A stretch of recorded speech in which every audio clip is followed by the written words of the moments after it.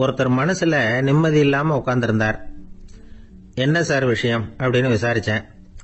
அகலக்கால் வச்சுட்டேன், அதுதான் அவதிப்படுறேன்னார். விவரமா சொல்லுங்கன்னு. வீடு கட்டணும்னு ஆரம்பிச்சேன், வேலை பாதியிலேயே நிக்குது, கையில பணம் இல்லை அப்படின்னார். இது மாதிரி ஆசாமிகள் பல பேரை நீங்க பார்த்துருக்கலாம். இவங்கெல்லாம் சுலபமா மன அழுத்தத்துக்கு ஆளாயிடுறாங்க. மன உளைச்சல், அதாவது ஸ்ட்ரெஸ் அப்படின்னு சொல்றோமே, அதுக்கு அடிப்படையான சில காரணங்கள் உண்டு. அதாவது மிகையாக திட்டமிடுதல் அப்படிங்கறதும் ஒரு முக்கியமான காரணம். நடைமுறை சாத்தியம் என்னங்கிறத மனசுல வச்சுக்கிட்டு எந்த திட்டத்தையும் தீட்டணும், அப்பதான் அது சரியா வரும். இரண்டாவது காரணம் என்ன தெரியுமா? ஒரே நேரத்தில் பல்வேறு செயல்களில் ஈடுபடுறது. தொலைபேசியில் பேசிக்கிட்டே கையில் இருக்கிற கடிதத்தை படிச்சுக்கிட்டே எதிரில் உட்காந்துக்கிட்டு இருக்கிறவருக்கும் அப்பப்போ பதில் சொல்லிக்கிட்டு மனசில் பல்வேறு சிந்தனைகளை அப்படியே ஓட விட்டுக்கிட்டு இருக்கிறது, இதுவும் மன அழுத்தத்தை உண்டாக்குது. மூணாவது காரணம், எதிலேயும் வெற்றி மட்டும் எதிர்பார்க்கிற ஒருதலை பட்சமான ஆர்வம். நாம தொட்டதெல்லாம் வெற்றியாவே முடியணும் அப்படின்னு எதிர்பார்க்கறவங்க ஏதாவது ஒண்ணுல தோல்வியை கண்டா தோண்டு போயிடுறாங்க. எப்படியும் முடியலாம்ங்கிற எண்ணம் ஏற்கனவே நமக்குள்ள இருந்துட்டுதுன்னா அந்த அவஸ்தை வராது. அதனால அதுவும் நம்ம வளர்த்து கொள்ள வேண்டிய ஒரு குணம். மன உளைச்சல் ஏற்படுறதுக்கு இன்னொரு காரணம், எதையும் வேகமா செஞ்சுடணும் அப்படிங்கிற துடிப்பு. அந்த துடிப்பே மனசை அழுத்த ஆரம்பிச்சிடும். எந்த ஒரு காரியத்திலையும் தாமதமோ இடையூறோ ஏற்பட்டா அதை பொறுத்துக்கிற மனப்போக்கம் வேணும். அது இல்லாதவங்க அழுத்தத்துக்கு ஆளாயிடுறாங்க. சில பேர் வேலைன்னு எந்த நேரம் பார்த்தாலும் வேலையே கதின்னு கிடப்பாங்க. பொழுதுபோக்குக்கோ உடற்பயிற்சிக்கோ குடும்பத்தில் உள்ளவங்க அல்லது நண்பர்கள் கூட கலந்துரையாடவோ கொஞ்சம் கூட நேரம் ஒதுக்க மாட்டாங்க. இந்த சுபாவம் மன அழுத்தத்தை உண்டு பண்ணும். இதையெல்லாம் புரிஞ்சுக்கிட்டு அதுல இருந்து விடுபடுறது எப்படின்னு யோசிக்கணும். வல்லுநர்கள் இது தொடர்பாக சில யோசனைகளை சொல்லி வச்சிருக்கிறாங்க. அது என்னன்னா, வாழ்க்கைங்கிறது பிரச்சனைகளால பின்னப்பட்ட ஒன்று. அது எப்பவுமே முடிவடையாத ஒரு தொடர்கதை அப்படிங்கறத முதல்ல நாம புரிஞ்சுக்கணும். ஒரே நேரத்தில் ஒரு காரியத்துல மட்டுமே நாம கவனம் செலுத்தணும். அடுத்தவங்க காரியத்துல தலையிடக்கூடாது. எதையும் பேச ஆரம்பிக்கிறதுக்கு முன்னாடி நம்மை நாமே கேட்டுக்க வேண்டிய கேள்வி 2. 1, நான் சொல்ல போறது ரொம்ப முக்கியமானதா? 2வது, நான் சொல்றத அவங்க கேட்கறதுக்கு ஆசைப்படுறாங்களா? நான் பேசுறதுக்கு அது சரியான நேரம் தானா? இதை யோசிச்சு பார்த்ததுக்கு அப்புறம் எதையும் பேச ஆரம்பிக்கணும். முடிஞ்ச அளவுக்கு வளைந்து போகிற சுபாவத்தை வளர்த்துக்கணும். நம்ம நேரம் விலை மதிப்பு இல்லாதது, அதை வீணாக்கக்கூடாது. சிரிக்க தெரியலனாலும் பரவாயில்ல, முகத்துல கொஞ்சம் புன்முறுவலாவது காட்டணும். இதெல்லாம் ரொம்ப முக்கியம். அடுத்தவங்க ஏதாவது செஞ்சா உடனே நன்றி சொல்ல மறக்கப்படாது. தினமும் கொஞ்ச நேரத்தை தனிமையில செலவு பண்ணணும். மன உளைச்சல் இருந்து விடுபடுறதுக்கு 3 முக்கிய வழிகள் சொல்றாங்க. அதை சுருக்கமா ரெட் அப்படின்னு சொல்றாங்க. RED ஆங்கில எழுத்துல. அந்த முதல் எழுத்து R, அது என்னன்னா ரிலாக்ஸேஷன், அதாவது இடை ஓய்வு. 2வது E எக்ஸர்சைஸ், உடற்பயிற்சி. 3வது டயட், திட்டமிட்ட உணவு முறை. அதனால தியானம், மூச்சு பயிற்சி இதெல்லாம் இந்த இடை ஓய்வுக்கு வழிகள். எந்த வேலையையும் தொடர்ந்து செய்யக்கூடாது. எல்லார்கிட்டையும் கலகலப்பா பழகணும். மாசத்துக்கு ஒரு நாளாவது குடும்பத்தோடு வெளியில போயிட்டு வரணும். சுலபமான உடற்பயிற்சிகளை செய்யலாம். உடற்பயிற்சிங்கிறது நமக்காக நாம செய்கிற ஒரு நீண்டகால முதலீடு அப்படின்னு சொல்லுவாங்க. அதாவது லாங் டேர்ம் இன்வெஸ்ட்மெண்டா. அளவோட சாப்பிடணும், மெதுவா சாப்பிடணும். இதெல்லாம் கொஞ்சம் மனசுல வச்சுக்கிட்டு நடந்துக்கிட்டா மகிழ்ச்சியா வாழலாம். சில பேர் சாப்பாட்டு விஷயத்துல ரொம்ப அக்கறை எடுத்துக்கிறது உண்டு. ஒரு குண்டு ஆசாமி சாப்பிட உட்கார்ந்தார். முதல்ல ஒரு மாத்திரை சாப்பிட்டார். எதுக்குன்னு கேட்டோம். பசி எடுக்கிறதுக்குன்னார். சாப்பிட்டு முடிச்சார். பிறகு மறுபடியும் ஒரு மாத்திரை சாப்பிட்டார். இது எதுக்குன்னு கேட்டோம். சாப்பிட்டது ஜீரணமாகறதுக்கு அப்படின்னார். ஒரு நீதிமன்றம், அங்க ஒரு கொலை வழக்கு சம்பந்தமா விசாரணை நடந்துகிட்டு இருக்குது. அந்த வழக்கறிஞர் ரொம்ப தீவிரமா வாதாடிட்டு இருக்கிறார். தன்னுடைய கட்சிக்காரர் நிரபராதிங்கிறது அவருக்கு நல்லா தெரியும். அதனாலதான் அவர் சார்பா வாதாடுறதுக்கே ஒத்துக்கிட்டார். அப்படி அவர் மும்முரமா வாதாடிக்கிட்டு இருக்கிற சமயத்துல அவசரமா தந்தி ஒண்ணு சேர்ந்தது. அதை வாங்கி படிச்சு பார்த்தார். அதுக்கப்புறம் அதை மடிச்சு தன்னுடைய கோட்டு பையில வச்சுக்கிட்டு தொடர்ந்து வாதாட ஆரம்பிச்சிட்டார். பேசி முடிச்சாரு. அதுக்கப்புறம் அங்க கோர்ட்ல இருந்த சக வக்கீல்கள் அவர்கிட்ட வந்தாங்க. தந்தி ஒண்ணு என்ன விஷயம் அப்படின்னு விசாரிச்சாங்களாம். அப்போ அவர் சொல்லியிருக்கிறார், ஊரில் சிகிச்சைக்காக போயிருந்த என்னுடைய மனைவி இறந்து போனதா தந்தி வந்திருக்குது அப்படின்னாராம். மற்ற வக்கீல்களுக்கு அதிர்ச்சி. என்னங்க இது, மனைவி இறந்ததை விட கேஸு முக்கியமா உங்களுக்கு அப்படின்னு கேட்டிருக்கிறாங்க. இறந்து போன என் மனைவி மறுபடியும் திரும்பி வர போறதில்ல, ஆனால் என்னுடைய கட்சிக்காரர் ஒரு கொலை வழக்கில் மாட்டிக்கிட்டார். அவரும் நிரபராதி. அவர் உசுரை நான் காப்பாற்ற வேணாமா, இதுதான் என்னுடைய கடமை அப்படின்னாராம். இப்படி இவர் சொன்னதும் எல்லாரும் அப்படியே திகைச்சு போய் நின்றுட்டாங்களாம். சரி, கடமைக்கு முக்கியத்துவம் கொடுத்த அந்த வழக்கறிஞர் யார் தெரியுமா? அவர் தான் இரும்பு மனிதர் சர்தார் வல்லபாய் பட்டேல். குஜராத் மாநிலத்தில் 1875 அக்டோபர் 31 அன்றைக்கு ஜாவேரி பாய் அப்படிங்கிறவருக்கு 4வது பிள்ளையா அவர் பிறந்தாராம். இந்த ஜாவேரி பாய் யார் தெரியுமா? ஜான்சி ராணி லட்சுமி பாய் போர் படையில் ஒரு வீரரா பணிபுரிஞ்சவர். இளம் வயசுல வல்லபாய் பட்டேல் ரொம்ப சிரமப்பட்டு படிச்சிருக்கார். விடாமுயற்சி வெற்றியை கொடுத்தது. கல்லூரியிலையும் காலடி வச்சார். அதுக்கப்புறம் வக்கீல் பட்டத்தையும் வாங்கினார். பிரிட்டிஷ் ஆட்சி நடந்துகிட்டு இருந்த சமயம் குஜராத்தை சேர்ந்த பர்டோலி தாலுகாவில் விவசாயிகள் மேலே அரசாங்கம் திடீர்னு நில வரியை வசதி விட்டுதான். ஏழை விவசாயிகள் ரொம்ப கஷ்டப்பட்டிருக்காங்க. அரசாங்கம் வரி செலுத்தாத விவசாயிகளின் நிலங்களை எல்லாம் ஜப்தி செஞ்சுதான். அரசாங்கத்தை எதிர்க்கிறவங்களையெல்லாம் கைது பண்ணி சிறையில் அடைச்சுட்டாங்களாம். சில பேர் வீடு வாசல் ஆடு மாட்டையெல்லாம் விற்று கூட வரி கட்ட வேண்டிய நிலைமைக்கு ஆளாயிட்டாங்க. வழக்கறிஞர் வல்லபாய் பட்டேல் நில வரியை உடனே ரத்து பண்ணணும் அப்படின்னு பம்பாய் கவர்னருக்கு ஒரு கடிதம் எழுதினார். எந்த பலனும் இல்லை. உடனே எல்லா விவசாயிகளையும் அணி திரட்டினார்.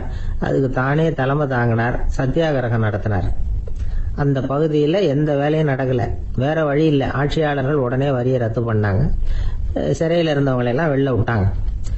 1928 ஆகஸ்ட் 6 சர்க்காருக்கும் விவசாயிகளுக்கும் இடையில ஒரு உடன்பாடு ஏற்பட்டது. அதுக்கப்புறம் தான் நிலைமை சரியா போச்சான்.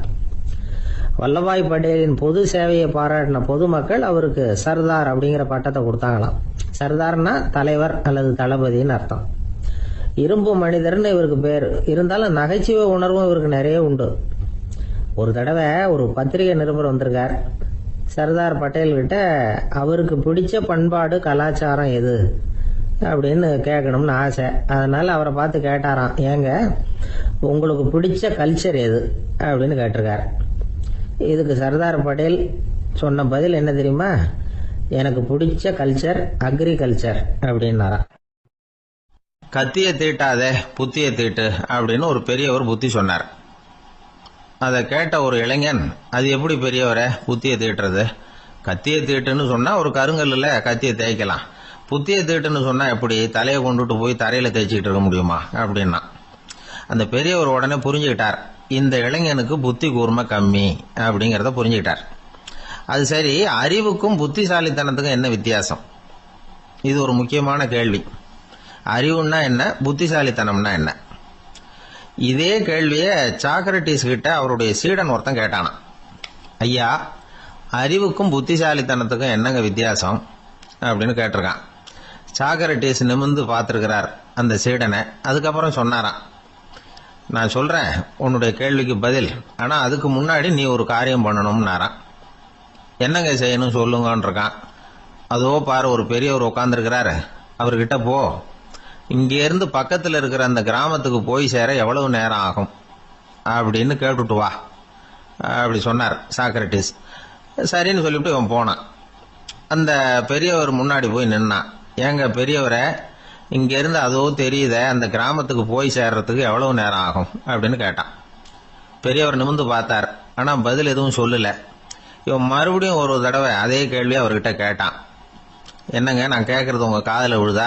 அந்த கிராமத்துக்கு போய் சேர்றதுக்கு எவ்வளோ நேரம் ஆகும் அப்படின்னு சொல்லி மறுபடியும் கேட்டான். அப்பவும் அவர் பதில் சொல்லல. உடனே அவன் மனசுக்குள்ள முடிவு பண்ணிக்கிட்டான், சரி பெரியவர் ஒரு மாதிரியா தெரிகிறார், புத்தி சுவாதீனம் சரியில்லாத ஒரு மாதிரி தெரியுது அப்படின்னு நினைச்சுக்கிட்டே வந்த வழியிலே திரும்பி வந்துட்டான். கொஞ்ச தூரம் நடந்திருப்பான். இப்ப அந்த பெரியவர் மறுபடியும் கூப்பிட்டார், இளைஞனே இப்படி வாழ்னார். இவனுக்கு ஒன்றும் புரியல. மறுபடியும் திரும்பி நடந்தான். அவர் முன்னாடி போய் நின்னான். பெரியவர் சொன்னார், தம்பி, இங்க இருந்து அந்த கிராமத்துக்கு போய் சேர்றதுக்கு 5 நிமிஷம் ஆகும் அப்படின்னார். இப்போ அந்த இளைஞன் அந்த முதியவரை ஒரு மாதிரியா பார்க்க ஆரம்பிச்சான். அதுக்கப்புறம் கொஞ்சம் யோசிச்சான். பிறகு அவர்கிட்டே கேட்டுட்டான், ஏங்க பெரியவரை, இதே பதில அப்பவே என்கிட்ட சொல்லியிருக்கலாமே.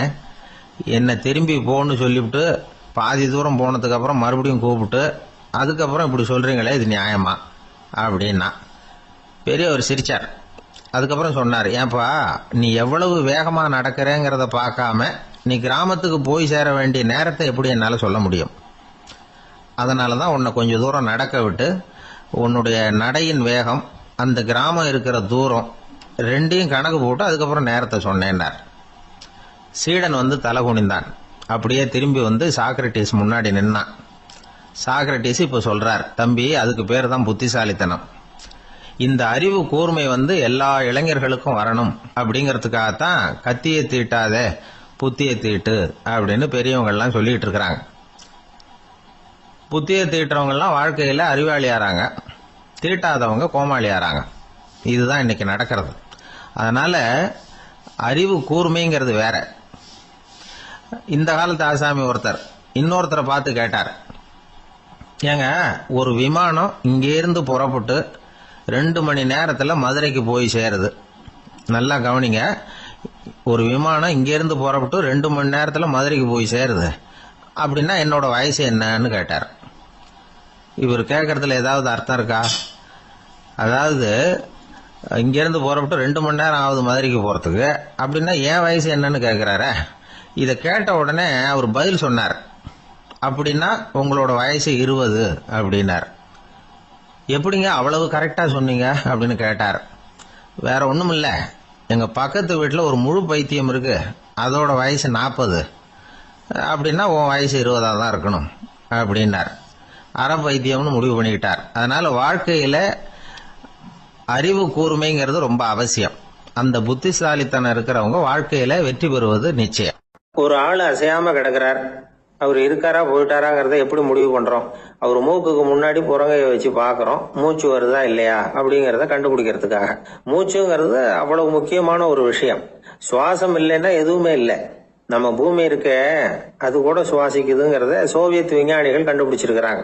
பூமிக்கு மேல இருக்கிற மண் அடுக்குல காற்றுல உள்ள ஆக்சிஜன் ஆக்சிகரணம் அடையுது அப்படின்னு தான் இதுவரைக்கும் எல்லாரும் நம்பிக்கிட்டு இருந்தாங்க. ஆனா இப்ப என்ன கண்டுபிடிச்சிருக்கிறாங்கன்னா, அந்த ஆக்சிஜன் பூமிக்குள்ள 1 கிலோமீட்டர் ஆழம் வரைக்கும் ஊடுருவி போகுதான். பூமிக்குள்ள 2 பக்கமும் பல கிலோமீட்டர் வரைக்கும் பரவுதான். பூமிக்குள்ள இருக்கிற நீர்நிலை அடுக்குகள் தான் நுரையீரல் செய்யற வேலையை செய்யுதான். நம்ம உடம்புல நுரையீரல் இல்லைன்னா ஒன்றும் நடக்காது. ஒரு மரத்தை தலைகீழா தொங்க போட்டா எப்படி இருக்கும் அப்படி யோசிச்சு பாருங்க. அப்படித்தான் இதுவும், நுரையீரலும் அப்படித்தான் இருக்கும். வலது பக்கம் ஒன்று, இடது பக்கம் ஒன்று. வலது பக்கம் நுரையீரல் கொஞ்சம் பெருசா இருக்கும், நுட்பமான நரம்பு குழாய்கள் அதுல இருக்கும். கோடிக்கணக்கான நுண்ணிய குழாய்களை வச்சுக்கிட்டு தான் அது வேலை செய்யுது. 25 கோடி குழாய்கள் இருக்கும். அதை அப்படியே முழுசா பிரிச்சு பரப்புனா ஒரு டென்னிஸ் கோர்ட்ல பாதி பரப்பளவு இருக்குமா. நுரையீரல் நிறம் கருஞ்சிவப்பு தான். புகை அதிகமா உள்ள போச்சுன்னா அது கருப்பாயிடுது. காத்துல உள்ள பிராணவாயுவை இது இழுத்து எடுத்துக்கிட்டு ரத்தத்தை சுத்தப்படுத்துற முக்கியமான வேலையை இது செய்யுது. அசுத்த காத்தை வெளியில அனுப்பி வச்சிருது. ஒருத்தர் வேகமா ஓடி வர்றார், அவருக்கு மூச்சு இறைக்கும். பயங்கரமா எதையாவது பார்த்து விடுறார், உடனே மூர்ச்சி ஆயிடுவார். இது மாதிரி சமயங்கள்ல வேற எந்த தூண்டுதலும் இல்லாம நுரையீரல் தானாவே இயங்கும். இப்படி ஒரு அவசியம் ஏற்படுறப்போ இயக்கத்தை தூண்டி விடுற முக்கியமான இணைப்பு மூளைக்கு கீழே முதுகு எலும்புக்கு மேற்பகுதியில் இருக்குது. அது உடனே சுவாசத்துக்கு அவசர உதவியை கொடுக்குது. இப்ப ஒருத்தர் பேசாம உட்கார்ந்துருக்கார். இந்த சமயத்துல அவருக்கு 1 பங்கு காத்து தேவைப்படுதுன்னு வச்சுக்கோங்க. அவர் எழுந்திருச்சு நடக்கும் பொழுது 1.5 மடங்கு தேவைப்படும். ஓடினார்னா 3 மடங்கு தேவைப்படும். படுத்திருக்கிறப்ப 1/2 மடங்கு தான் தேவைப்படும். இதுக்கு நிமிஷத்துக்கு 16 தடவை மூச்சு விட்டாகணும். இப்படி சாதாரணமா உள்ள இழுக்கிற காத்து கொஞ்சம் தான் இருந்தாலும் இது மாதிரி 8 மடங்கு காத்தை உள்ள இழுத்து வச்சுக்கிற சாமர்த்தியம் நுரையீரலுக்கு இருக்குதான். தண்ணி, நுண்கிருமிகள், ரசாயன பொருள் இப்படி எது உள்ள போனாலும் நுரையீரல் சமாளிச்சுக்கும். 30 வருஷமா விடாத புகை பிடிக்கிறவர் தொடர்ந்து உள்ள அனுப்பி வைக்கிற புகையை கூட சமாளிக்குதுன்னா பாத்துங்களேன். உள்ள போற புகை நுட்பமான சுவாச முடிச்சுகளை அழிச்சு விடுது. கறி புகை அது மேல படிஞ்சு உபயோகம் இல்லாம பண்ணிவிடுது. ஆனாலும் தேவைக்கு அதிகமா 8 மடங்கு கூடுதலா சுவாச முடிச்சுகள் நம்ம உடம்புக்குள்ள இருக்கிறதுனால சமாளிக்க முடியுது. சமாளிக்க முடியலன்னா சில சமயம் மூச்சு திணறும். அதை ஒரு எச்சரிக்கையா எடுத்துக்கிட்டு புகை பிடிக்கிற பழக்கத்தை விட்டுடணும். அதுதான் நல்லது. ஆனா அப்படி யாரு விடுறது? இணை பிரியாத 2 நண்பர்கள் இருந்தாங்களாம். 2 பேரும் விடாம சிகரெட் குடிக்கிறவங்க. அதுல ஒருத்தன் செத்து போட்டான். இன்னொருத்தன் அதுக்கப்புறம் 2 சிகரெட்டா குடிக்க ஆரம்பிச்சானா. ஏன் இப்படி பண்றேன்னு கேட்டிருக்காங்க. நான் 1 சிகரெட்டு தான் குடிக்கிறேன், செத்து போன என்னுடைய ஃப்ரெண்டு இருக்கானே செத்து போனவன், அவனுக்காக இன்னொரு சிகரெட் குடிக்கிறேன் அப்படின்னு நானா. இது ரொம்ப ஆபத்து, விட்டுடு அப்படின்னு சொல்லியிருக்காங்க. சரின்னு ஒத்துக்கிட்டான். ஆனா அதுக்கப்புறமும் ஒரு சிகரெட் வீதமா குடிச்சுக்கிட்டே இருந்தான். சிகரெட் பழக்கத்தை நீ இன்னும் விடலையான்னு கேட்டாங்களாம். அந்த பழக்கத்தை நான் எப்போ விட்டுட்டேன், இப்ப நான் குடிக்கிறது என் ஃப்ரெண்டுக்காக அப்படின்னு நானும். இவங்கெல்லாம் எப்படி திருந்துறது? ஒரே ஒரு ஊர்ல ஒரு அம்மா இருந்தாங்க. அந்த அம்மாவுக்கு ஒரே ஒரு பிள்ளையாண்டான். அவனுக்கு ரொம்ப அக்கறையோட கல்யாணம் பண்ணி வச்சாங்க. கல்யாணம் முடிஞ்சதும் மருமக பொண்ணு வீட்டுக்கு வந்து சேர்ந்தது. அப்பாடா, என் கடமை முடிஞ்சது, இனிமே அக்கடான்னு எங்கேயாவது ஒரு மூலையில படுத்து கிடக்கலாம் அப்படின்னு நினைச்சாங்க அந்த அம்மா. ஆனா நினைக்கிறபடி எங்க நடக்குது? அதுக்கப்புறம் தான் பிரச்சனையே ஆரம்பமாச்சு. மருமகள் குணம் சரியில்லை, ஒரு மாதிரி. அந்த பொண்ணு வீட்டுக்கு வந்ததுமே முதல் வேலையா மாமியாரை பார்த்து, அதுதான் நான் வந்துட்டேன்ல, இனிமே உங்களுக்கு என்ன வேலைங்க, புறப்பட வேண்டியது தானே, காசி ராமேஸ்வரம்னு எங்கேயாவது போங்க அப்படின்னுட்டு தான். மாமியார் பார்த்தாங்க, கொஞ்சம் யோசனை பண்ணாங்க. இந்த பாருமா, நீ இப்படி சொல்றதுக்கு முன்னாடியே வீட்டை விட்டு புறப்படணுங்கிற முடிவுக்கு நான் வந்துட்டேன். வீட்டை மட்டும் இல்லை, இந்த உலகத்தை விட்டே கூட போறதுக்கு தயாரா இருக்கிறேன். ஆனா ஒரே ஒரு விஷயத்துக்காக என் உயிரை கையில பிடிச்சிக்கிட்டு இருக்கிறேன் அப்படின்னாங்களாம். என்ன விஷயம்னு கேட்டது இந்த மருமக பொண்ணு. வேற ஒண்ணும் இல்ல, என் பிள்ளைக்கு கல்யாணம் பண்ணி வச்சுட்டேன். ஒரு பேர புள்ள பிறந்து அதை என் கண்ணால பாத்துட்டேன்னா நான் எங்க வேணும்னாலும் போறதுக்கு தயாரா இருக்கிறேன் அப்படின்னாங்களாம் அந்த மாமியார்.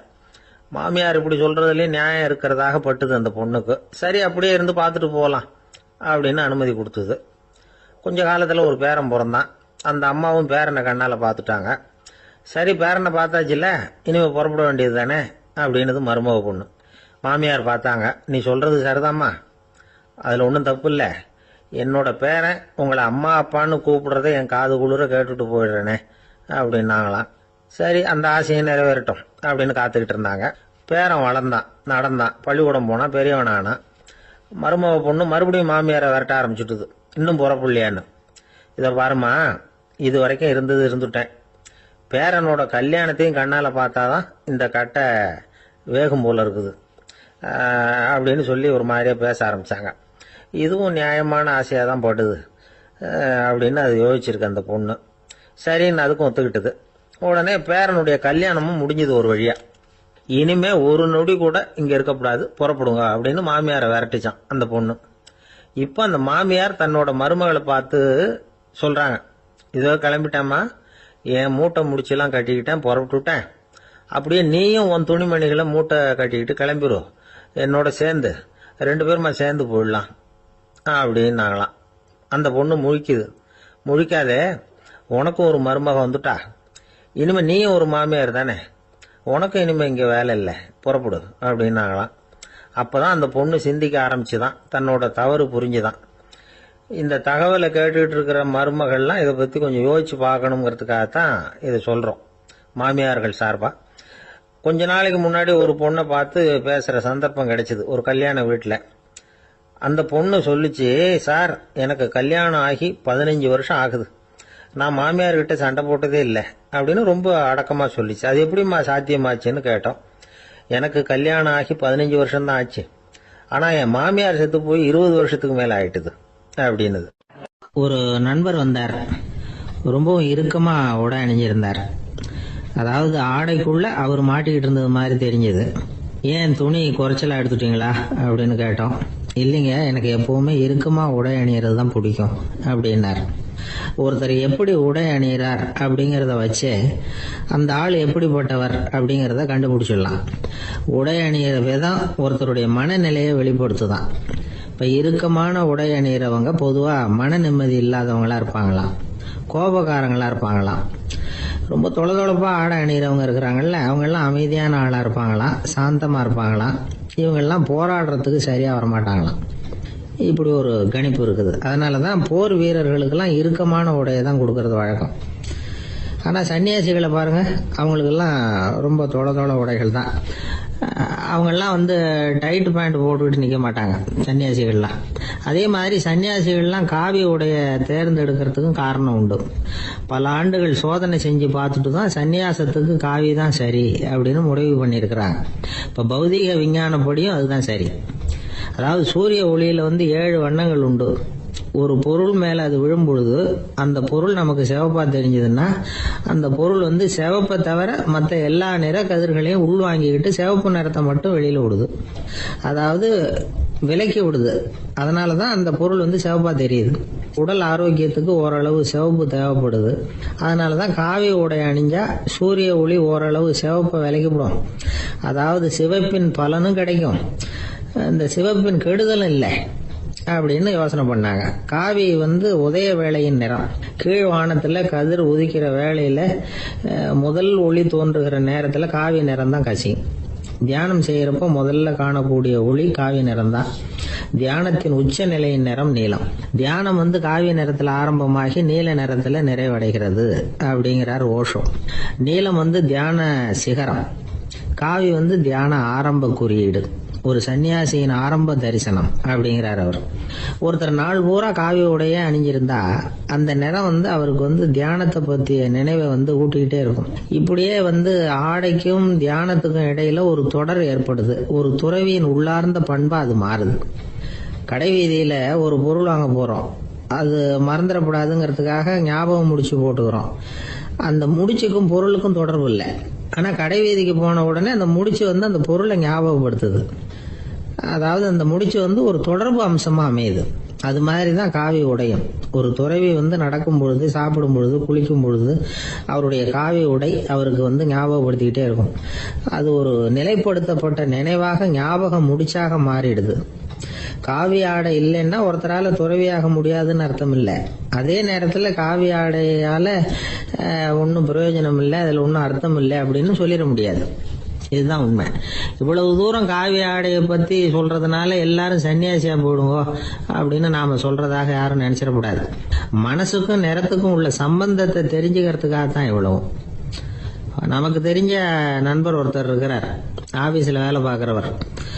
ஒவ்வொரு மாசமும் 20ஆம் தேதிக்கு பிறகு அவரை போய் பாத்தீங்கன்னா காவி உடை அணிஞ்சுக்கிட்டு, கண்ணை மூடிக்கிட்டு, கை ரெண்டையும் விரிச்சு வச்சுக்கிட்டு தியானத்திலேயே உட்காந்துருப்பாரு.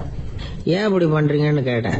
அதாவது 20ஆம் தேதிக்கு பிறகு என் கையில ஒரு பைசா கூட கிடையாது, ஒரு சன்னியாசி லெவல்ல இருக்கிறேன், என்கிட்ட எதுவும் செலவுக்கு கேட்காத அப்படின்னு என் மனைவிக்கு நான் சூக்கா உணர்த்துறதுக்காக அப்படி உட்காந்துருப்பேன் அப்படின்னு விளக்கம் கொடுக்கிறார் அவர். ஒரு ஊர்ல ஒரு கோயில் இருந்தது, ரொம்ப பழைய கோயில். உள்ள போறதுக்கே பயமா இருக்கும், எந்த நேரத்துல இடிஞ்சு விழுந்துருமோ அப்படிங்கிற பயம். அப்படி இருந்ததுனால யாரும் துணிஞ்சு சாமி கும்பிடுறதுக்கு அங்க போறதில்ல. கோயிலுக்கு வர்ற கூட்டம் கொஞ்சம் கொஞ்சமா குறைய ஆரம்பிச்சுட்டுது. கோயில் நிர்வாகிகள் எல்லாரும் கூடி உட்காந்து பேசினாங்க. என்ன பண்ணலாம்னு யோசனை பண்ணாங்க. எந்த இடம் மோசமா இருக்கோ அந்த இடத்த பழுது பார்த்தாங்க. அங்க எங்க வர்ணத்தை பூசி கொஞ்சம் அழகுபடுத்தி பார்த்தாங்க. ஏதோ இந்த ஊர்ல கோயில்னு ஒண்ணு இருக்கு, அது மக்களுக்கு தெரியணும் அப்படிங்கிறதுக்காகத்தான் அப்படிலாம் பண்ணாங்க. இருந்தாலும் கோவில் இருக்கிற நிலைமை மக்களுக்கு தெரியும், அதனால அங்க வர்றது குறைச்சிக்கிட்டாங்க அவங்க. ஒரு கட்டத்துல யாருமே வர்றதில்லை, நிலைமை அந்த அளவுக்கு ஆயிட்டுது. மறுபடியும் கோவில் நிர்வாகிகள் கூட்டம் நடந்தது. இந்த கூட்டம் கூட கோயிலுக்கு உள்ள நடக்கல, இடிஞ்சு விழுந்துருமோங்கிற பயம். அதனால வெளியில தான் உட்காந்து கூட்டத்தை நடத்தினாங்க. ஏன்னா உள்ள போறதுக்கு அவங்களுக்கும் துணிச்சல் கிடையாது, எந்த நேரமும் விழுந்துரும் போல இருந்தது அது. அது வழியா போறவங்க கூட வேகமா அந்த இடத்த கடந்து போக ஆரம்பிச்சுட்டாங்க. கோவில் நிர்வாகிகள் வெளியில உட்காந்து கூட்டம் போட்டாங்க இல்லையா, அந்த கூட்டத்துல 4 தீர்மானங்களை நிறைவேற்றினாங்க.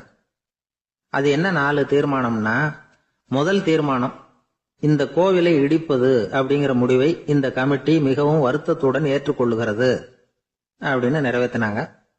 இதுக்கு பதிலா இன்னொரு கோவிலை உடனடியாக கட்டி முடிச்சுடணுங்கிறது 2வது தீர்மானம். 3வது தீர்மானம் என்ன தெரியுமா, பழைய கோவிலின் கதவுகள், அதிலிருந்து பிரிச்சு எடுக்கிற செங்கல், இதையே புது கோவில் கட்டுவதற்கு பயன்படுத்தி கொள்ள வேண்டியது. பழைய கோவில் இருந்த மாதிரியே அதே வடிவத்துல புது கோவிலையும் கட்ட வேண்டியது. பழைய கோவிலின் அஸ்திவாரத்தை அப்படியே வச்சுக்கிட்டு அதுக்கு மேல நாம கோயிலை கட்டிக்க வேண்டியது. இதுதான் 3வது தீர்மானம். இதையும் கமிட்டி முழு மனசோட ஏத்துக்கிட்டது. இது வரைக்கும் சரி. இப்ப அந்த கமிட்டி 4வதா ஒரு முக்கியமான தீர்மானத்தை கொண்டுகிட்டு அதையும் ஏகமனதா நிறைவேற்றி விட்டது. அது என்ன தீர்மானம்னா, புதிய கோவில் கட்டி முடிக்கிற வரைக்கும் பழைய கோவிலை இடிக்கிறதில்லை அப்படிங்கிற தீர்மானம். எப்படி இருக்குது பாருங்க இது. பழசை இடிக்காத வரையில அதே இடத்துல புதுசா எப்படி கட்ட முடியும்? பல விஷயங்கள்ல நாம நடந்துகிற முறையும் இப்படிதான் இருக்குதான். வாழ்க்கையில முன்னேறணும்னு ஆசைப்படுவோம், அதே நேரத்துல அந்த முன்னேற்றத்துக்கு எது தடையா இருக்கோ அதை விட்டு விடுறதுக்கும் மனசு வராது. வெளிநாட்டுல ஒரு பெரிய விருந்து நடந்துகிட்டு இருந்துதான். எல்லாரும் மது கோப்பையும் கையுமா அலைஞ்சுகிட்டு இருக்கிறாங்க. ஒருத்தர் மட்டும் கையில எதுவும் இல்லாம ரொம்ப நல்ல பிள்ளையா சாதுவா ஒரு ஓரமா தனியா உட்கார்ந்துருக்கிறார். அவர்கிட்ட நெருங்கி வாங்க மது சாப்பிடலாம் அப்படின்னு கூப்பிட்டாங்களாம். என்ன வற்புறுத்தாதீங்க, நான் என் மனசுக்குள்ள உறுதியா தீர்மானம் பண்ணிவிட்டேன் அப்படின்னாராம். என்ன தீர்மானம் பண்ணிருக்கீங்க அப்படின்னு கேட்டிருக்காங்க. ஏற்கனவே முழு போதையில் இருக்கும் பொழுது மறுபடியும் மது கோப்பையை தொடரதில்லை அப்படின்னு தீர்மானம் பண்ணிருக்கேன் அப்படின்னாராம். நாட்டுல நல்லவங்க ஒருத்தர் 2 பேர் இருக்கிறதுனால தாங்க மழையே பெய்யுது அப்படின்னு சொல்றது உண்டு. நல்லார் ஒருவர் உளரேல் அவர் பொருட்டு எல்லாருக்கும் பெய்யும் மழை. சில சமயம் ரொம்ப பேர் திடீர்னு நல்லவங்களா ஆயிடுவாங்க போல இருக்கு. அதனால தான் விடாம பேய் மழையா கொட்டி தீர்த்துடுது. எல்லாரும் நல்லவங்களாயிட்டா உலகமே தாங்காது போல இருக்க. அப்பப்ப ஒருத்தர் 2 பேர் நல்லவங்களாகணும், அப்பதான் சீரா மழை பெய்யும். மாசத்துக்கு 3 பேர் நல்லவங்களானா மாதம் மும்மாரி பொழியும். இதெல்லாம் வேடிக்கை பேச்சு. இப்போ இதெல்லாம் ஒரு பக்கம் இருக்கட்டும், இப்போ விஷயத்துக்கு வருவோம். ஒரு கும்பல்ல நல்லவன் யாரு அப்படிங்கறத எப்படி கண்டுபிடிக்கிறது? இதுக்கு ஒரு வேடிக்கை கதை உண்டு. என்னுடைய நண்பர் ஒருத்தருக்கு அவங்க பாட்டியம்மா சொன்ன கதையா அது. அது என்ன கதைன்னா, ஒரு ஊர்ல ஒரு சமயம் பலமான மழை பெய்ய ஆரம்பிச்சுட்டு தான். இடி மின்னல் ரொம்ப கடுமையா இருந்திருக்குது. ஆரம்பிச்ச மழை வர வர கடுமையா ஆகிட்டு இருக்குதே தவிர நிக்கிற பாடா தெரியல. ஊர் ஜனங்கள்லாம் பார்த்தாங்க. இதுக்கு மேலேயும் வீட்டுக்குள்ள இருந்தா ஆபத்துங்கிறத புரிஞ்சுக்கிட்டாங்க. ஏன்னா வீடெல்லாம் இடிஞ்சு விழுந்துருமோங்கிற பயம். உடனே எல்லாரும் புறப்பட்டு ஊருக்கு பொதுவா இருந்த ஒரு மண்டபத்துல போய் தங்கிக்கிட்டாங்க. மின்னல் கடுமையா இருந்தது. இடி எந்த நேரத்திலையும் விழலாம்ங்கிற நிலைமை. எப்போ விழலாம்னு பார்த்துக்கிட்டு இருக்குது. அந்த மண்டபத்துல இருந்த ஜனங்கள் மனசுக்குள்ள ஒரு பயம். நம்ம கூட்டத்துல யாராவது ஒரு கெட்டவன் பாவம் பண்ணவன் இருந்தா கூட இடி இந்த மண்டபத்துல விழுந்துரும், அது எல்லாருக்கும் ஆபத்து அப்படின்னு நினைச்சாங்க. சரி, இதுக்கு என்ன பண்ணலாம் அப்படின்னு யோசனை பண்ணாங்க. அந்த கூட்டத்துல ஒரு பெரியவர் இருந்தார். அவரு ஒரு யோசனை சொன்னார். இதோ பாருங்க, அதுக்கு ஒரு வழி இருக்கு. அதோ எதிர்த்தாப்புல கொஞ்சம் தூரத்துல ஒரு உயரமா மரம் ஒண்ணு இருக்கு பாருங்க. பொதுவா இடி சுலபமா விழறது அது மாதிரி உயரமான மரத்துல தான். நம்ம கூட்டத்துல இருக்கிறவங்க எல்லாரும் ஒவ்வொருத்தரா போய் அந்த மரத்தை தொட்டு விட்டு திரும்பி வந்துடணும். நம்மள பாவம் பண்ணவன் யாரோ அவன் அந்த மரத்தை தொடுற சமயத்துல இடி விழுந்துரும், அவன் மட்டும் போயிடுவான். மண்டபத்துல இருக்கிற நாமெல்லாம் பொழைச்சிக்கலாம் அப்படின்னு ஐடியா கொடுத்தாரு அந்த பெரியவர். இது நல்ல யோசனையா பட்டது. எல்லாரும் ஒத்துக்கிட்டாங்க. ஒவ்வொருத்தரா போய் அந்த மரத்தை தொட்டு விட்டு திரும்பி வந்தாங்க. இடி எதுவும் விழல. இன்னமும் பாவம் பண்ண ஆசாமி அதை போய் தொடல போல இருக்கு அப்படின்னு நினைச்சுக்கிட்டாங்க. ஒவ்வொருத்தரா போறாங்க. எல்லாரும் போய் தொட்டு விட்டு வந்தாச்சு. இன்னும் ஒரே ஒரு ஆசாமி தான் பாக்கி. கடைசியா இருந்த அந்த ஆள் பயந்துட்டான். இது வரைக்கும் இடி விழலைன்னா இப்ப என்ன அர்த்தம்? இப்ப நாம தான் பாக்கி, நாம தான் தப்பு பண்ண ஆள் போல இருக்கு அப்படின்னு நினைச்சுட்டான். அதனால துணிச்சலா போய் தொடறதுக்கு பயந்தான். தயங்கிக்கிட்டே இருந்தான். இருந்தாலும் மற்றவங்க எல்லாம் சும்மா இருப்பாங்களா? கட்டாயப்படுத்தி கழுத்தை பிடிச்சி தள்ளாத குறையா அவனை தள்ளி விட்டாங்க. போய் தொட்டுட்டு வாடான்னு. அவன் நடுங்கிட்டே போய் அந்த மரத்தை தொட்டான். அதே வினாடி ஒரு பயங்கரமான மின்னல் இடி விழுந்துட்டுது. எங்க விழுந்தது தெரியுமா? அந்த ஆள் மேல இல்ல, மண்டபத்துல விழுந்தது. மண்டபத்துல இருந்தவங்க பூரா காலி. அந்த ஒரு ஆள் மட்டும் பொழைச்சிக்கிட்டான். இந்த ஒரு ஆளை காப்பாத்துறதுக்காக தான் இடி மண்டபத்துல விழாம இருந்திருக்குது. இதுதான் கதை.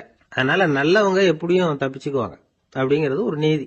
ஒருத்தன் அப்படிதான் தெருவில் நடந்து போய்கிட்டு இருந்தான், ரொம்ப நல்லவன். எதிரில் ஒருத்தன் சைக்கிள்ல வந்துகிட்டு இருந்தான். அதுல மோதி இவன் கீழே விழுந்துட்டான். சைக்கிள்காரன் உடனே இறங்கி இவனை தூக்கி விட்டான். இவன் எழுந்திரிச்சு அவனை முறைச்சி பார்த்தான். அப்படி பார்க்காதீங்க சார், நீங்க ரொம்ப புண்ணியம் பண்ணிருக்கீங்க, அதுதான் இப்போ சைக்கிள்ல மோதிக்கிட்டீங்க அப்படின்றான். என்ன அப்படி சொல்றேன் நானா? இவன் 10 நிமிஷத்துக்கு முன்னாடி நான் லாரி ஓட்டிட்டு வந்தேன், அப்போ நீங்க எதிரில் வந்திருந்தீங்கன்னா என்ன ஆயிருக்கும் அப்படின்னானா அவன். ஒரு ஊர்ல ஒருத்தர் இருந்தார், ரொம்ப நல்லவர். யாருக்காவது ஏதாவது கொடுத்துக்கிட்டே இருப்பார், கொடையாளி. தினமும் யாராவது ஒருத்தருக்கு ஏதாவது கொடுக்கலன்னா அவருக்கு தூக்கம் வராது.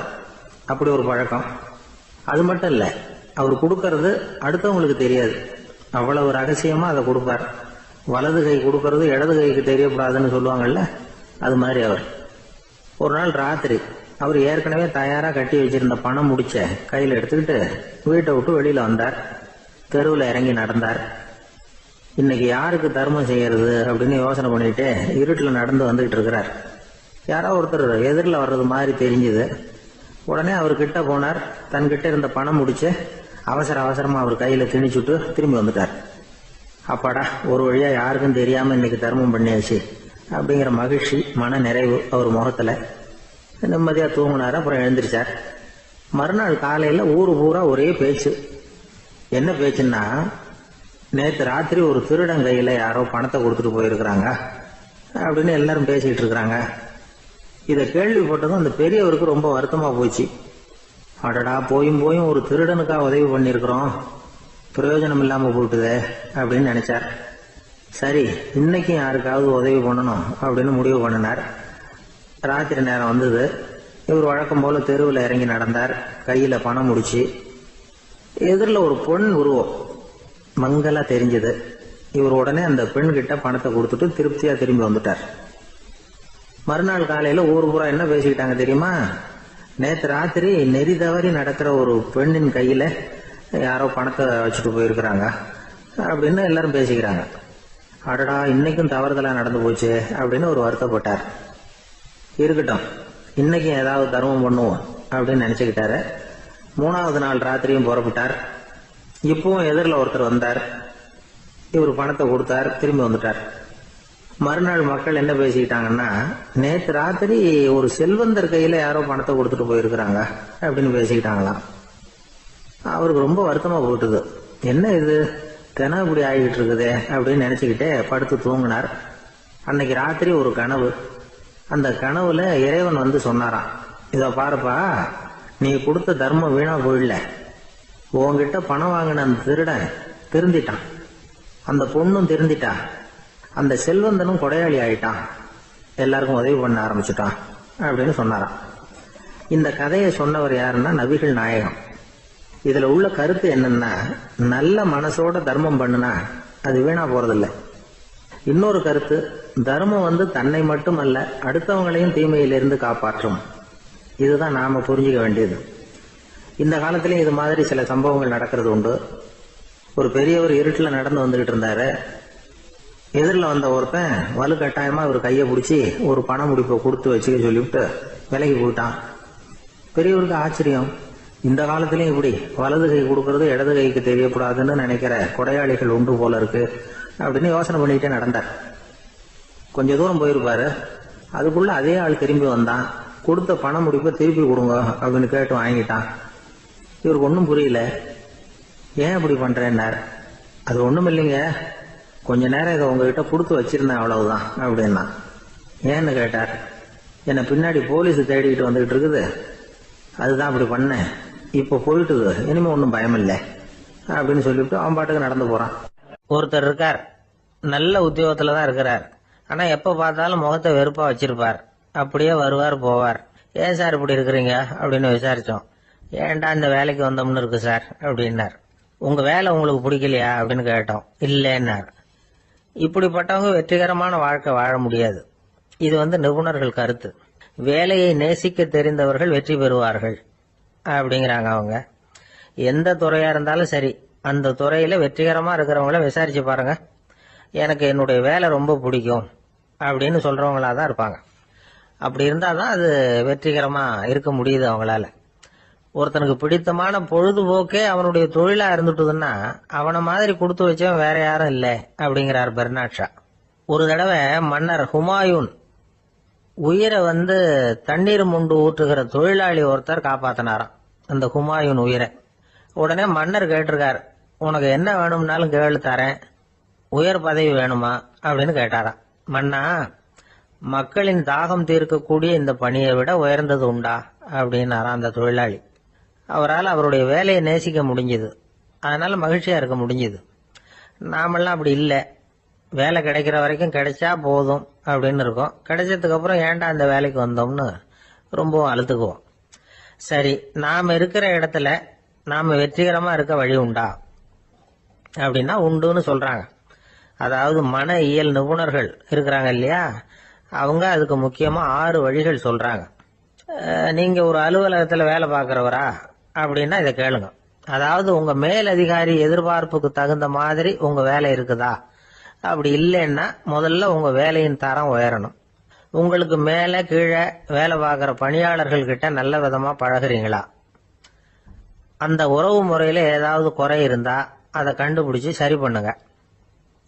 நம்பிக்கைக்கு உரியவர் அப்படின்னு நீங்க பேர் எடுக்கணும்.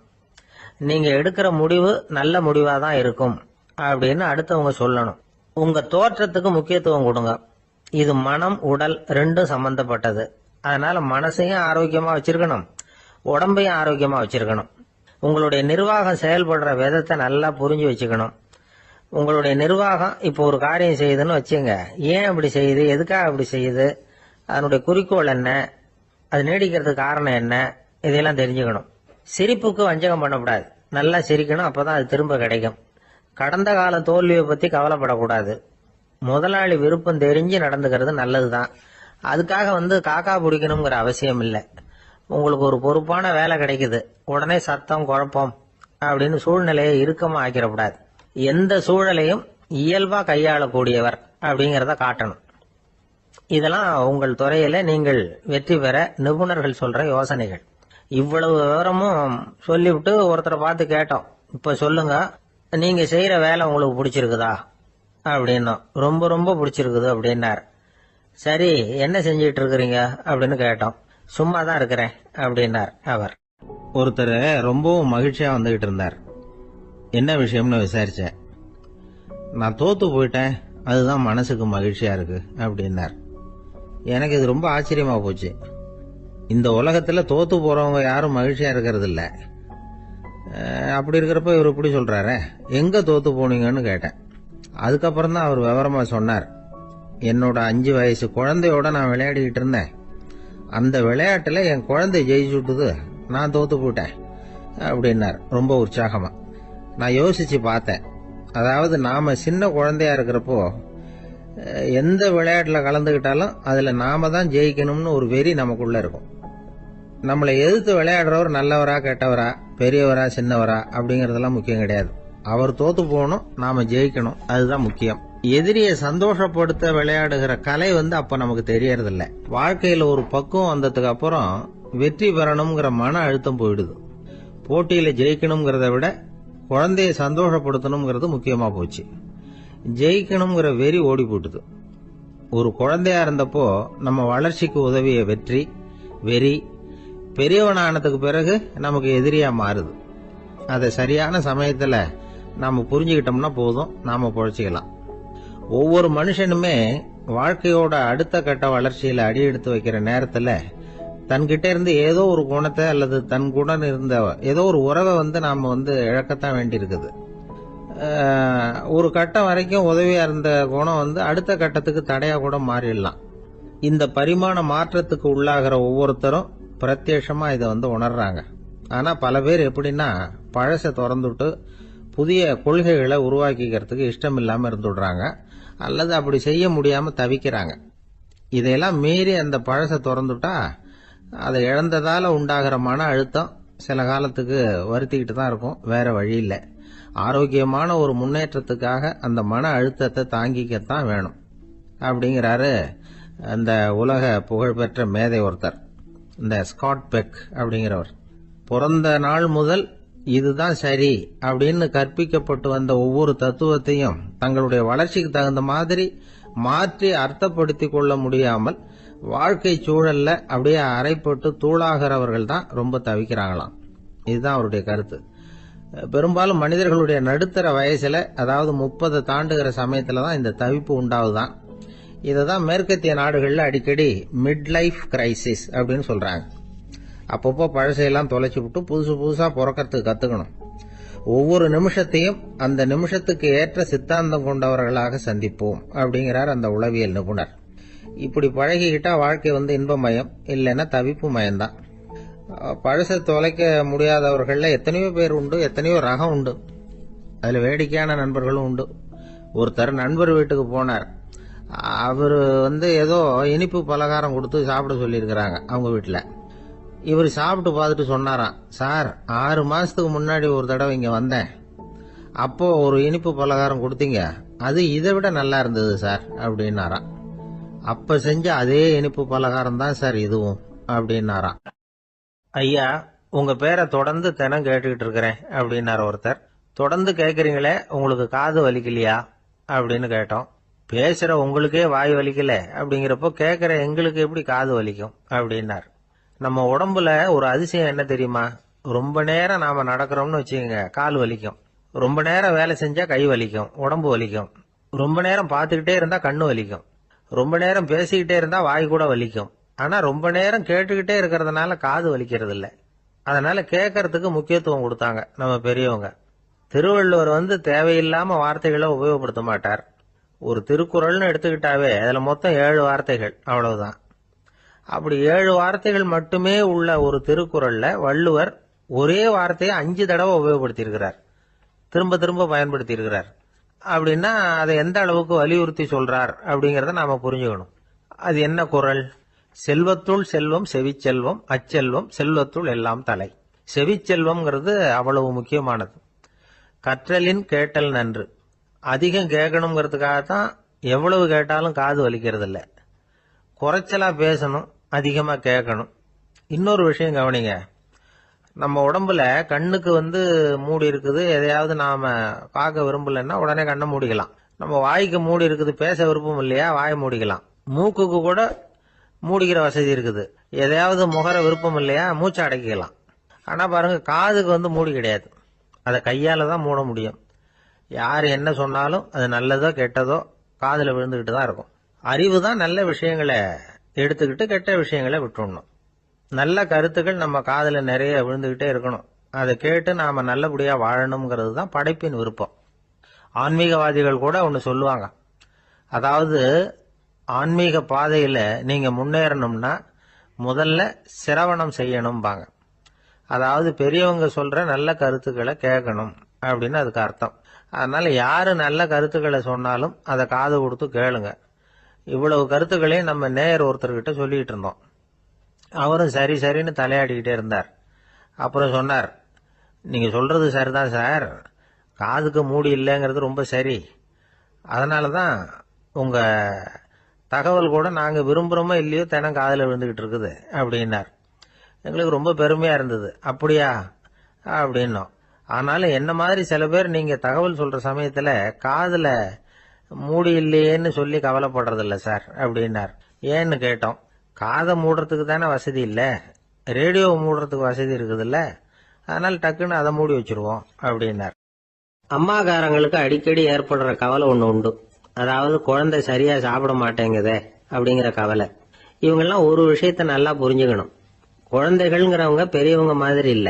அவங்க கடிகாரத்துல மணியை பார்த்துட்டு சாப்பிடுறதுக்கு உட்கார்ற ரகம் கிடையாது. பசிச்சா சாப்பிடுவாங்க, இல்லைன்னா விளையாடுவாங்க அல்லது தூங்குவாங்க.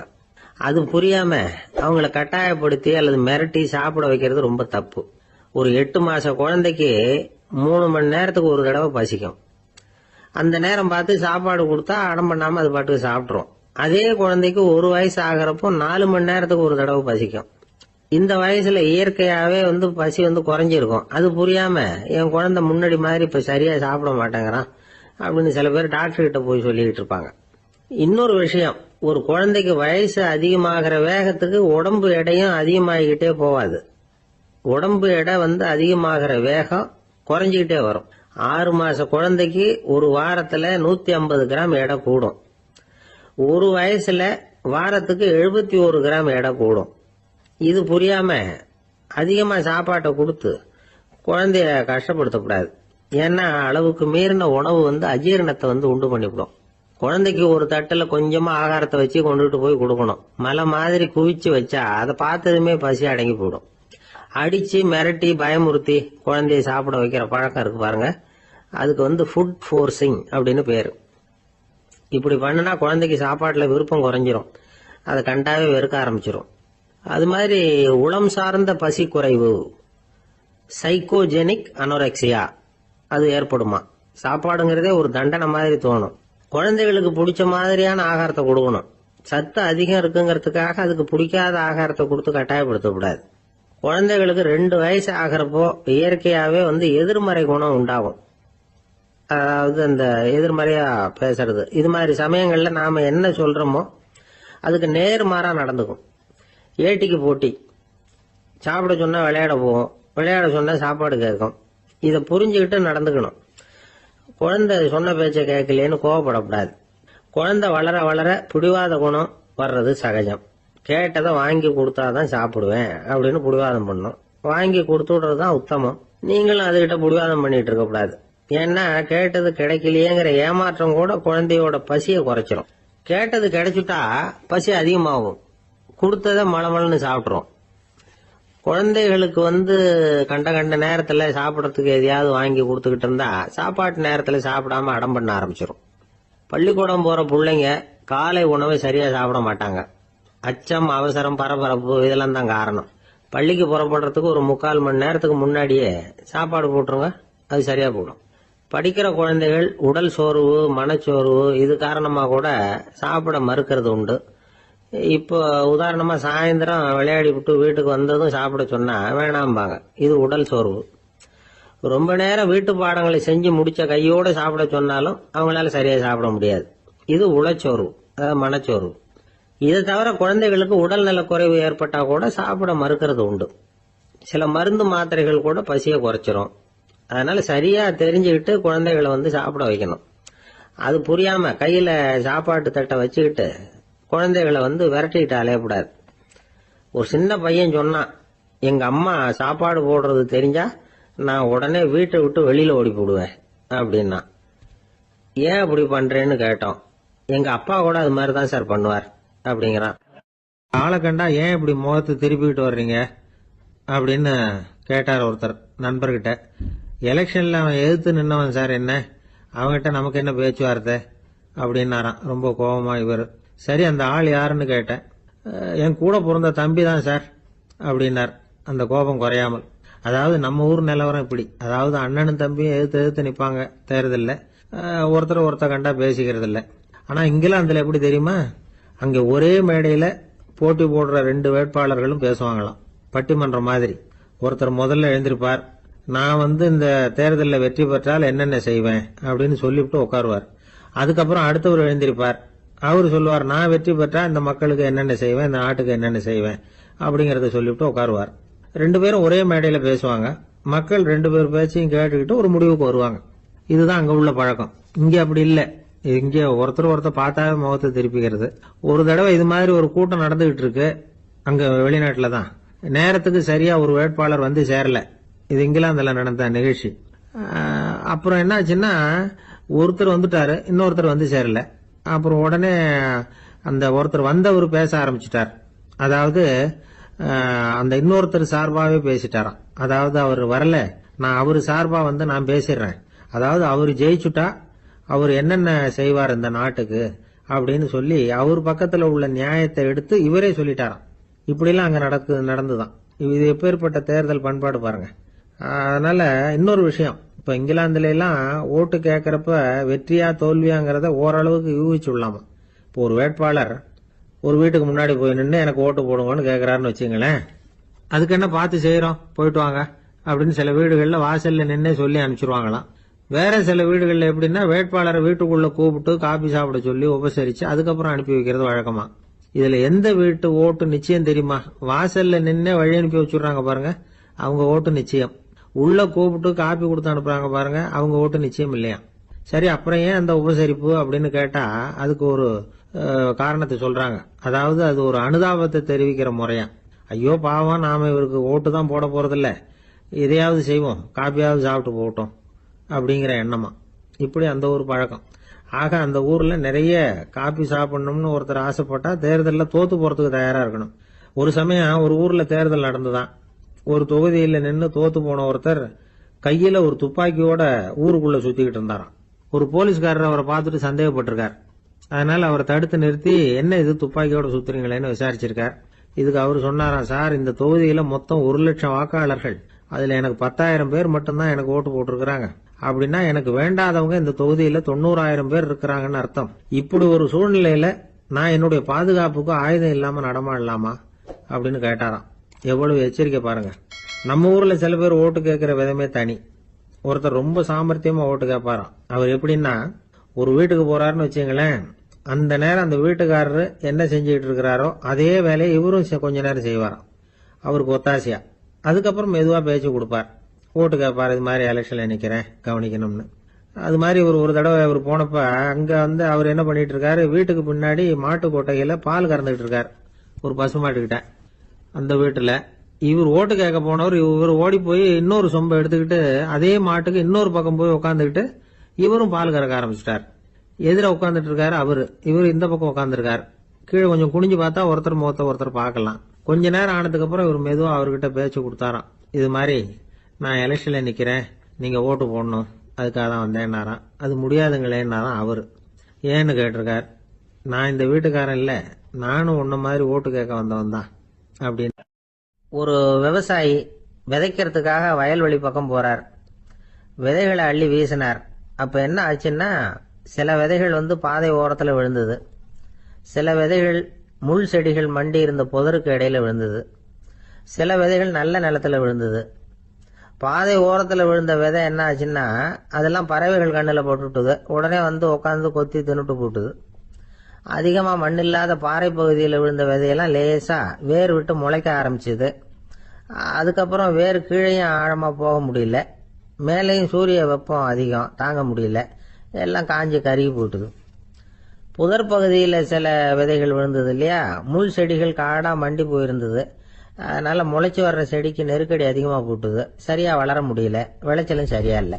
நல்ல நிலத்துல விழுந்த விதைகள் மட்டும் நல்லா முளைச்சிது, நல்லா வளர்ந்தது, விளைச்சலும் பிரமாதமா இருந்தது. இந்த கதையை சொல்லிவிட்டு கேட்க செவியுள்ளோர் கேட்கட்டும் அப்படிங்கிறார் இயேசு பெருமான். ஆமா, இயேசு கடலில் நின்ற படகு ஒண்ணுல உட்கார்ந்துருக்கிறார். கடற்கரையில ஏராளமான மக்கள் உட்கார்ந்துருக்கிறாங்க. அந்த சமயத்துல தான் இயேசு ஓமைகள் மூலமா மக்களுக்கு பல உண்மைகளை சொல்லிட்டு இருக்கிறார்.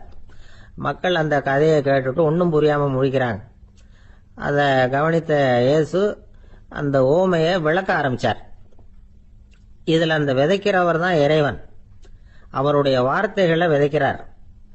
அந்த வார்த்தைகளை கேட்கிற மக்கள் அந்த விழுந்த விதைகள் மாதிரி 4 வகையானவர்கள். சில பேர் பாதை ஓரத்தில் விழுந்த விதைகள் மாதிரி. இறைவன் வார்த்தைகளை அவங்க கேட்கறாங்க, ஆனா தீய எண்ணங்கள் செய்கைகள் மூலமா விதைக்கப்பட்ட வார்த்தைகள் அழிஞ்சு போடுது. இறைவன் வார்த்தைகளை கேட்ட உடனே மகிழ்ந்து போய் உடனே சில பேர் அதை ஏத்துக்கிறாங்க. இவங்கெல்லாம் அந்த பாறை பகுதியில் விழுந்த விதைகள் மாதிரி. அதனால இவங்கெல்லாம் வேறு இல்லாதவங்க, கொஞ்ச காலத்துக்கு இறை வார்த்தைகளுக்கு கீழ்ப்படிந்து நடப்பாங்க. அதனால ஏதாவது இடைஞ்சல் ஏற்பட்டா உடனே தடுமாறுவாங்க, தங்கள்கிட்ட இருக்கிற நல்ல பண்புகளை விட்டுட்டு பாவ வழிகளுக்கு போயிடுவாங்க. முள் செடிகளுக்கு இடையில விழுந்த விதைகள் மாதிரி உள்ளவங்க யாருன்னா, இவங்களுக்கு உலக கவலை உண்டு, செல்வத்தின் மீது மயக்கம் உடையவர்கள், உலக ஆசைகள் இவங்களுக்குள்ள பூந்துடுறதுனால அங்க இருக்கிற நல்ல பண்புகள் மறைஞ்சு போயிடுது. அதனால அவங்களும் உபயோகம் இல்லாதவங்களா ஆயிடுறாங்க.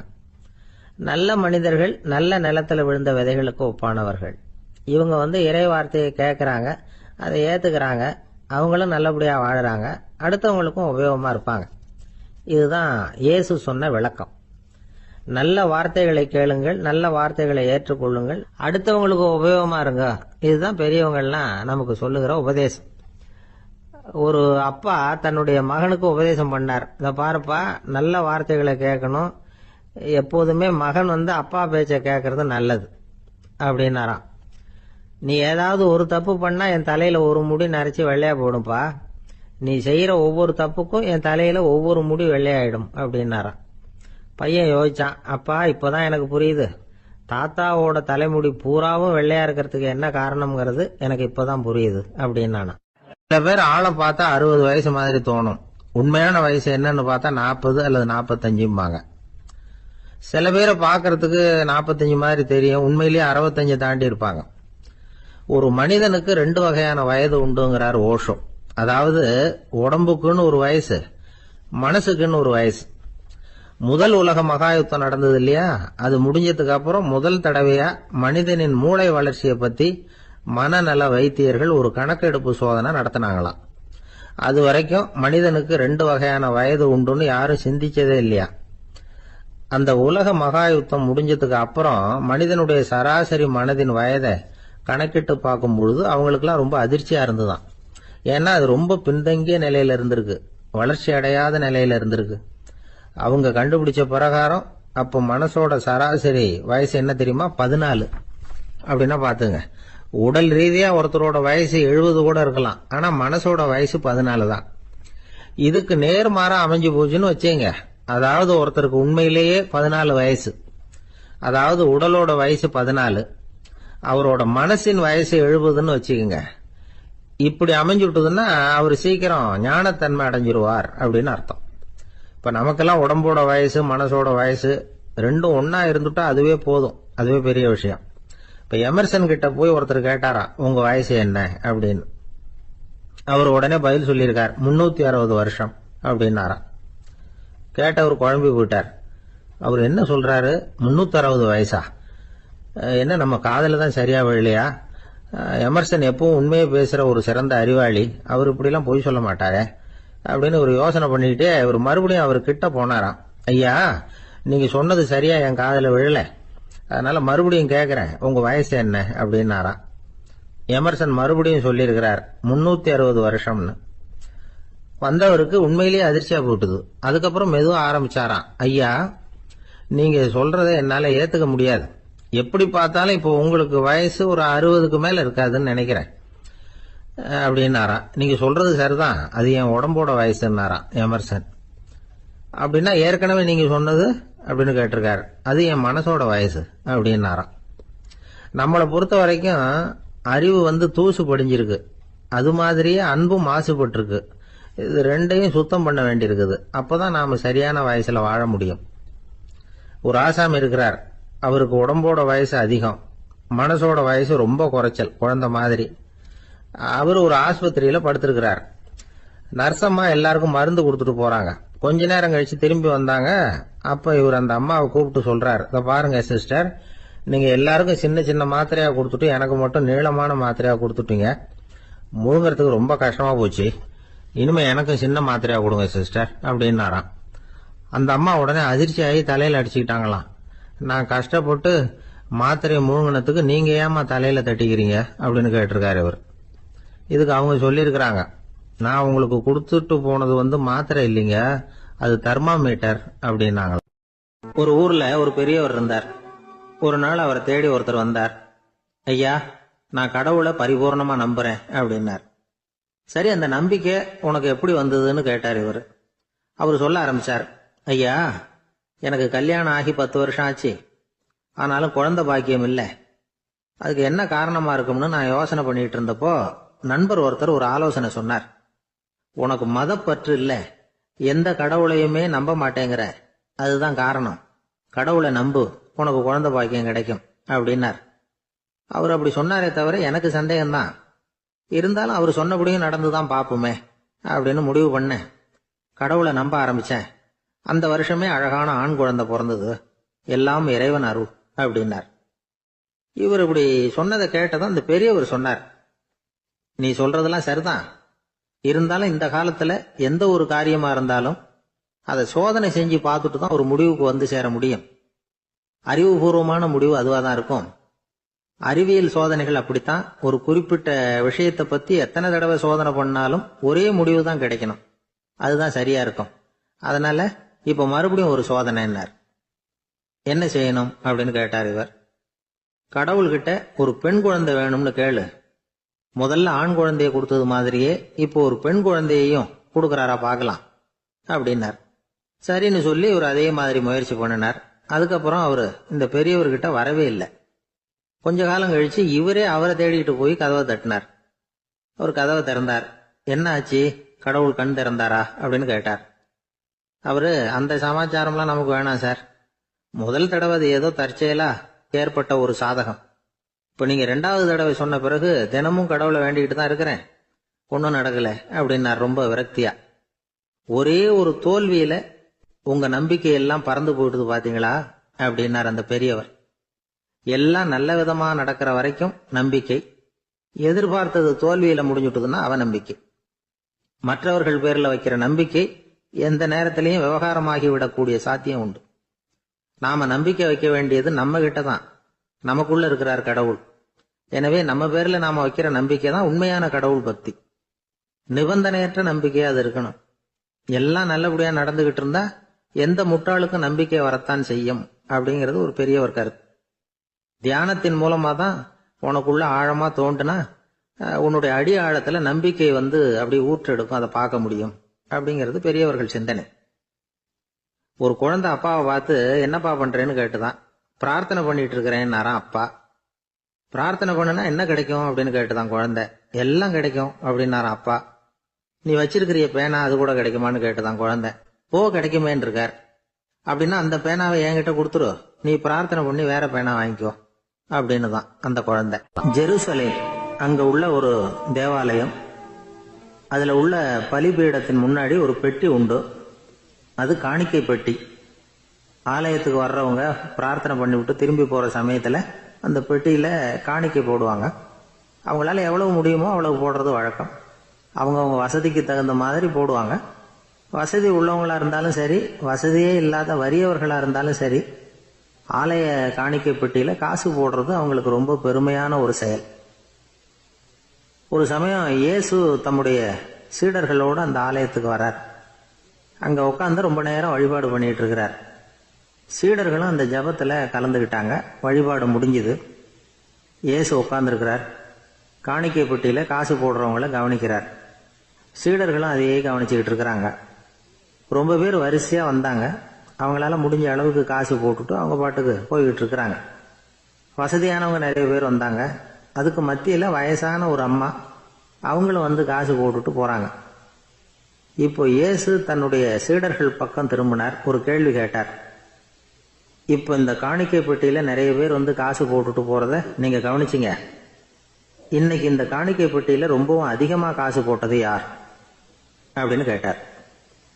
முதல்ல வந்தார ஒரு பெரிய மனுஷன், அவர் தான் அதிகமா போட்டார் அப்படின்னாரு ஒருத்தர். மூணாவதா வந்தவர் தான் அதிகமா போட்டார், நான் கவனிச்சேன் அப்படின்னாரு இன்னொருத்தர். இப்படி ஆளுக்கு ஒரு விதமா சொல்றாங்க. கடைசியா இயேசு சொன்னாராம், இன்றைக்கு அந்த பெட்டியில அதிகமா காசு போட்டவங்க அந்த வயசான அம்மா தான் அப்படின்னாராம். சீடர்களுக்கு ஒன்றும் புரியல. அந்த அம்மா ரொம்ப ஏழையாச்சே, அவங்க எப்படி அதிகமா காணிக்கை செலுத்த முடியும் அப்படிங்கறது அவங்க சந்தேகம். இயேசு விளக்குனார். நிறைய பேர் வந்தாங்க, நிறையவே காசுகள் போட்டாங்க, அது உண்மைதான். ஆனாலும் அந்த அம்மா என்ன பண்ணாங்க கவனிச்சிங்களா? வந்தாங்க, தன்னுடைய காசு பைய திறந்தாங்க, அப்படியே கொட்டுனாங்க. அதுல இருந்தது 2 காசுகள் தான். அந்த 2 காசும் காணிக்கை பெட்டியில விழுந்துட்டுது. மற்றவங்கெல்லாம் தங்கள்கிட்ட இருந்த செல்வத்தின் ஒரு சிறு பகுதியை எடுத்து பெட்டியில போட்டாங்க. ஆனா இந்த அம்மா தன்கிட்ட என்ன இருந்ததோ அதை அப்படியே போட்டுட்டாங்க. தன்னுடைய பிழைப்புக்காக வச்சிருந்த அவ்வளவையும் இழக்கிறதுக்கு தயாராயிட்டாங்க. அவ்வளவு தாராள மனசு அவங்களுக்கு. அதனால அவங்க செலுத்தின காணிக்கை தான் அளவுல அதிகம் அப்படின்னார். விலை மதிப்பில்லாத முத்து புதையல் ஒருத்தனுக்கு கிடைக்க போகுதுன்னு வச்சுக்கோங்க. அதன் மதிப்பை உணர்ந்தவன் என்ன பண்ணுவான்? அதை அடையறதுக்காக தன்கிட்ட இருக்கிற எதையும் கொடுக்கறதுக்கு தயாரா இருப்பான் இல்லையா? அது மாதிரிதான் இதுவும் அப்படின்னார். உலக மதிப்பீடுகளை துரும்பா தூசியா மதிச்சு அதையெல்லாம் உதறி விடுகிறவன் இறையருள் அப்படிங்கிற இணையில்லாத செல்வத்தை பெறுகிறான் அப்படிங்கிறது இதுல உள்ள கருத்து. இறைவனுக்காக இழப்பதுன்னா துன்பப்படுகிறவர்களுக்காக, ஏழைகளுக்காக, ஏதுமற்றவர்களுக்காக இழப்பது அப்படின்னு அர்த்தம். உங்கள் அயலானுக்கு நீங்கள் என்ன உதவி செய்தாலும் அதை எனக்கே செய்கிறீர்கள் அப்படின்னு இயேசு சொல்லியிருக்கிறார். அடுத்தவங்களுக்கு உதவணுங்கிற குணம் இன்னைக்கு ரொம்ப குறைஞ்சு போச்சு. ஒருத்தன் வாழைப்பழத்தோல் வழுக்கி கீழே விழுந்துட்டான். பக்கத்துல இருந்த நண்பன் உடனே இவனை தூக்கிக்கிட்டு போய் ஆஸ்பத்திரியில சேர்த்துட்டான். அதுக்கப்புறம் சொன்னான், நீ அந்த வாழைப்பழத்தோல்ல காலை வைக்க போறத முன்னாடியே நான் கவனிச்சுட்டேன்